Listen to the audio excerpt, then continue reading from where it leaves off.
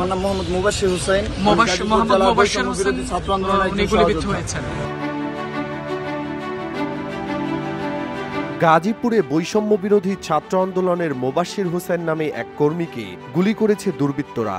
আজ শনিবার সন্ধ্যায় ডিসি কার্যালয়ের সামনে এ ঘটনা ঘটে। মুবাশশির হোসেন গণমাধ্যমকে জানান, তাদের কর্মসূচি সমাপ্তির ঘোষণার পর আহত ছাত্রদের দেখতে যাওয়ার প্রস্তুতি নিচ্ছিলেন তারা। এ সময় একটি মোটরসাইকেল থেকে তাকে লক্ষ্য করে গুলি করা হয়। গুলিটি তার ডান হাতে এসে লাগে। তিনি আরও জানান, ব্যক্তিগতভাবে তিনি নিরাপত্তাহীনতায় ভুগছেন। গাজীপুরের পুলিশ সুপারকে তিনি বিষয়টি জানিয়েছেন।